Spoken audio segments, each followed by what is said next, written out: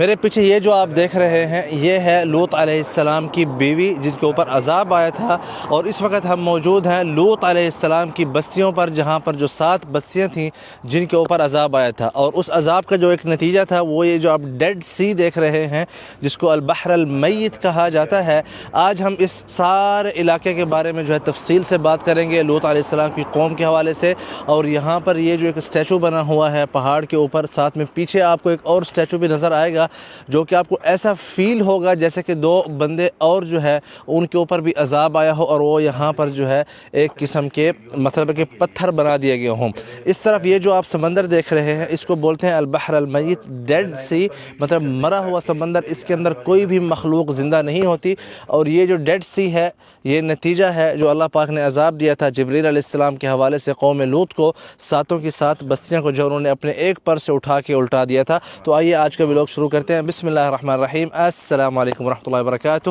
میں ہوں زبیر ریاض، مدینہ منورہ سے موجود ہوں اس وقت جارڈن میں۔ سب سے پہلے درود السلام، اللہم صلی وسلم علی نبینا و حبیبنا محمد و آلہ و صحبہ صلی اللہ علیہ وسلم۔ اللہ عز و جل فرماتے ہیں اس علاقے کے بارے میں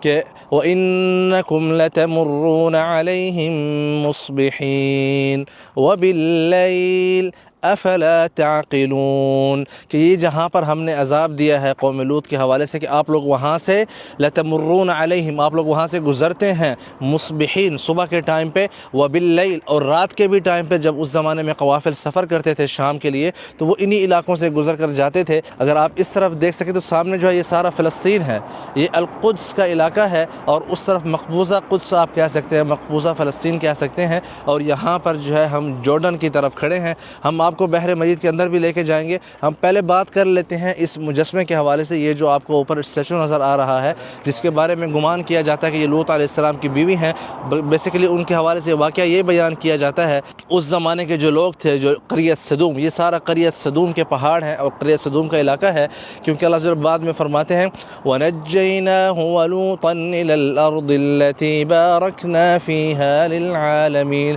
کہ ہم نے ابراہیم اور لوط علیہ السلام کو جو ہے نجات دلائی اور اس طرف لے کے گئے جہاں پر برکت والا علاقہ ہے جو کہ مسجد اقصی۔ اللہ عز و جل فرماتے ہیں سبحان الذي اسرا بعبده ليلا من المسجد الحرام الى المسجد الاقصى الذي باركنا حوله، کہ بے نیاز ہے وہ ذات جس نے محمد علیہ الصلوۃ والسلام کو مکہ سے لے کر بیت المقدس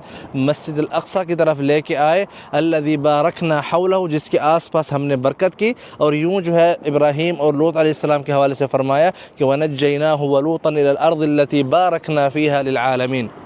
تو بیسیکلی یہ جو ہے عذاب کی جگہ ہے جہاں پر اس وقت ہم موجود ہیں، اور یہاں سے گزرنا جو ہے جیسے کہ بھی گاڑیاں گزر رہی ہیں، اللہ پاک نے قرآن شریف میں بھی بتایا ہے کہ وَإِنَّكُمْ لَتَمُرُّونَ عَلَيْهِمْ مُصْبِحِينَ۔ تو یہ جو تمثال ہے کہ جب فرشتے عذاب دینے کے لیے آئے تھے قوم لوط کے اوپر تو وہ خوبصورت لڑکوں کی شکل میں آئے تھے، جیسا کہ آج کل نعوذ باللہ ہم اللہ پاک سے پناہ مانگتے ہیں، مرد مرد کے ساتھ، عورت عورت کے ساتھ۔ تو قوم لوط میں جو ہے یہ فاحشہ جو ہے بہت زیادہ تھی، تو لوط علیہ السلام ان کو کہتے تھے کہ وَلُوطًا إِذْ قَالَ لِقَوْمِهِ أَتَأْتُونَ الْفَاحِشَةَ مَا سَبَقَكُم بِهَا مِنْ أَحَدٍ